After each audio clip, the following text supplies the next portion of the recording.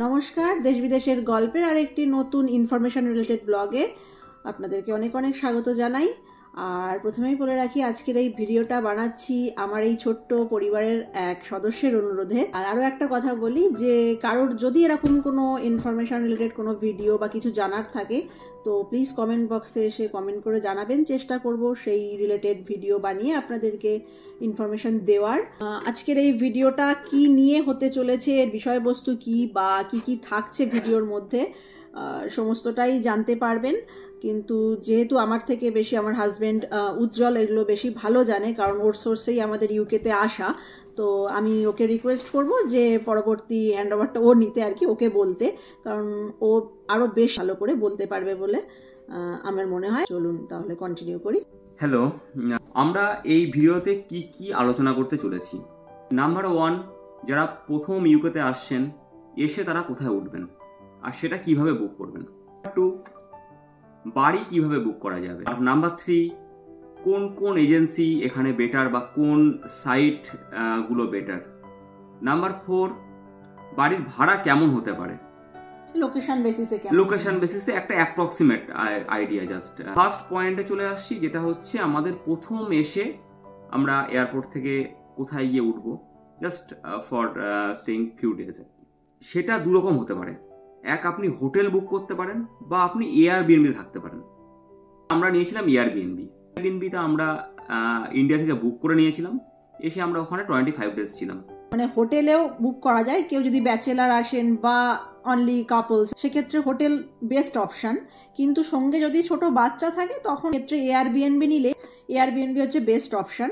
হ্যাঁ, ভাড়াটা একটু বেশি হয়ে যায় হোটেলের থেকে, still approximate Airbnb per day family ভাড়া 120 পাউন্ডস টু 150 পাউন্ডস অ্যাপ্রক্স আসতে পারে।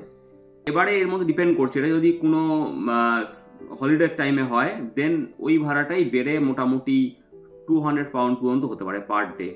সব থেকে সস্তা হোটেল বলতে গেলে ট্রাভেল লজ, প্রিমিয়ার ইন আছে, আইবিস হোটেল, এরকম ছোটখাটো অনেক হোটেল আছে। পার ডে মিনিমাম ভাড়া 50 pounds 60 pounds, 50-60 pound for 1 person, মোটামুটি 100 পাউন্ডস এই রেঞ্জের মধ্যেই হয়ে যাবে। এবারে আসা যাক বাড়ি কিভাবে খুঁজতে হবে। বাড়ি খোঁজার জন্য এখানে দুরকম অপশন আছে। প্রথম অপশন অনলাইনে বিভিন্ন সাইট আছে, যেমন তার মধ্যে সব থেকে বেস্ট সাইট হচ্ছে রাইটমুভ, তারপরে জুপলা আছে, ওপেন রেন্ট আছে, openrent.co.uk। এই ওয়েবসাইটটা থেকে আর কি বাড়ি পাওয়া যায় ডাইরেক্ট ল্যান্ডলর্ড বা ওনারের থেকে। রাইটমুভ সবথেকে ভালো, রাইটমুভ হচ্ছে সব থেকে বেস্ট অপশন। ইউকের যে কোনো সিটি বা যে কোনো টাউনেই পাওয়া যায় rightmove.co.uk আর zoopla.co.uk। তো ওখানে বাড়ি পছন্দ করে এরিয়ার পোস্ট কোড দিয়ে কত মাইলের মধ্যে আমি চাইছি বাড়িটা, তো ইমেল করা যায়, ওখান থেকে ফোন করা যায়, করলে তারপরে ওরা ভিউইং দেয়। এরকম নয় যে ওখান থেকে আমি ডাইরেক্ট বুক করে দিলাম, কি বাড়ির মানে পুরো ফটো, বাড়ির আর কি ডিজাইনস, মেজারমেন্ট, আর ফ্লোর প্ল্যান, বাড়ির মানে ট্যাক্স ব্যান্ড সমস্ত কিছুই দেওয়া থাকে। দেখে এবারে বাড়ি ভিউ করার জন্য রিকোয়েস্ট করতে হয়। তারপরে আপনাকে যে বাড়িটা দেখতে চাইছেন সেখানে ইন পার্সন ওরা নিয়ে গিয়ে বাড়ি ভিউ করিয়ে তারপরে বুক করা যায়। এবারে ওখানে বেসিক্যালি 3 রকম হয় ফার্নিশিং এর বেসিসে, একটা ফুল ফার্নিশ, একটা সেমি ফার্নিশ, আর একটা আনফার্নিশ। এটা সম্পূর্ণ ডিপেন্ড করছে পার্সোনাল, বাট স্টিল আমি সাজেস্ট করব ফুল ফার্নিশে যাওয়ার, কারণ ফুল ফার্নিশে গেলে অনেক হেডেক কম, সব জিনিস থাকে। আমাদের বাড়ি যেমন ফুল ফার্নিশ। এবার আনফার্নিশ বাড়ি হলে কি আপনাকে সবকিছু আবার কিনতে হবে। এবার তার জন্য এখানে ব্রিটিশ হার্ট ফাউন্ডেশন আছে, তো ওখান থেকে সেকেন্ড হ্যান্ড জিনিস কিনতে পাওয়া যায়। বাট ওই আর কি মুখে একবার বলছি, rightmove.co.uk একটা সাইট, এটা সব থেকে বেস্ট। তারপরে আছে zoopla.co.uk, onthemarket.com একটা আছে, আর একটা হচ্ছে openrent.co.uk। আর এটা তো গেল অনলাইন বাড়ি খুঁজতে পারলেন। আদারওয়াইজ সেকেন্ড অপশন হচ্ছে ডাইরেক্ট এজেন্সিগুলোর কাছে যাওয়া। হ্যাঁ, ট্রেডিং এর কথা বলছি। মার্কেট স্ট্রিটে অনেকগুলো এজেন্সি আছে, যেমন হাসলামস, পার্কার্স, রোমান্স, তো চ্যান্সেলার্স। হ্যাঁ, তো এই 3-4টে আছে আমাদের জানার মধ্যে আর কি। হাসলামস, রোমান্স, পার্কার্স আর চ্যান্সেলার্স, এদের অফিসগুলো এছাড়াও আরো অনেক এজেন্সি আছে। মেন টাউন সেন্টারেই এদের অফিসগুলো। ডাইরেক্ট আপনি বা আপনারা আর কি ওই অফিসে গিয়ে, এজেন্সির অফিসে গিয়ে, সেখানে গিয়ে আপনার রিকোয়ারমেন্ট বা আপনার বাজেট যেমন আর কি সেই অনুযায়ী ওনাদেরকে জানালে ওখানে ওনারা আপনার নাম, ফোন নাম্বার নিয়ে নিল বা ইমেল অ্যাড্রেস নিয়ে নেয়, তো সেখান থেকে রেজিস্ট্রেশন করিয়ে নেয়। এবার আপনাকে নোটিফিকেশন পাঠাতেও পারে বা আপনাকে ফোন করেও ইনফর্ম করতে পারে যেরকম আমাদের একটা প্রপার্টি আছে, আপনি ভিউ করতে চান কিনা। এরা অনেক সময় কি হয়, একসঙ্গে 2-3 জন বা আরও বেশি মানে লোক একসঙ্গে ভিউ করছে বাড়িটা, যে আগে বলে দিল তাকেই দিল, এরকম নয় যে আপনি হয়তো গিয়েছেন বলে মানে ভিউ করছেন বলেই যে পাবেন, এরকম না। যদি অ্যাভেলেবেল থাকে, কেউ কনফার্ম না করে, তাহলেই দেবে ওরা। এবারে হচ্ছে ভাড়া, মানে রেন্ট কেমন হয় লোকেশন ওয়াইজ। আর আরো একটা এটা হয়, হাউস শেয়ার হয়। হ্যাঁ, এবারে আমি যেগুলো ফ্ল্যাটের কথা বললাম তার সাথে ওই সাইটেও পাওয়া যাবে বা এতে হয়, সেটা হচ্ছে আরো বাড়ির ভাগ। যেমন এটা আমার একটা অ্যাপার্টমেন্ট, তো এছাড়াও হয় হচ্ছে ইন্ডিভিজুয়াল হাউস, ডিট্যাচ হাউস, আবার সাথে ফ্ল্যাট শেয়ারও হয়। কেউ একা আসলো অ্যাজ এ ব্যাচেলার, হ্যাঁ ফ্যামিলি ছাড়া, ধরুন 2 BHK বা 3 BHK একটা রুম, প্রত্যেক রুম একজন করে আছে, কমন কিচেন, ওরকম রুম পার্সোনাল, কিচেন আর টয়লেটটা শেয়ার, টয়লেট শেয়ার হতে পারে, টয়লেট এনসিউর হয়, বিভিন্ন বাড়ির বিভিন্ন ভাড়া হয়। তো আমরা যেহেতু রেডিং এ থাকি, রেডিং এর জন্যই রিকোয়েস্টটা এসেছিল। মানে ওভারঅল ইউকে তে বিভিন্ন টাউন, বিভিন্ন সিটিতে ভাড়া মানে ডিপেন্ড করে সেই সিটি বা সেই এর অনুযায়ী। রেডিং এর জন্যই রিকোয়েস্টটা এসছে, তো সেই জন্য রেডিং এর ভাড়াটাই বলবে। বা যেহেতু রেডিংটা লন্ডনের খুব ক্লোজ, রেডিং এ রেন্ট বেশি, কিন্তু বেশি আর কম থাকতে গেলে তো দিতে হবেই, আর সেটা কিছু করার থাকে না। এখানে ভাড়া তো মোটামুটি 1 BHK ভাড়া 1200 থেকে 1400 শুরু হয়, বাড়ির উপর ডিপেন্ড, 1300 1350 এর মধ্যে পাওয়া যায়, 1100 1200 1300 পাউন্ড আর কি।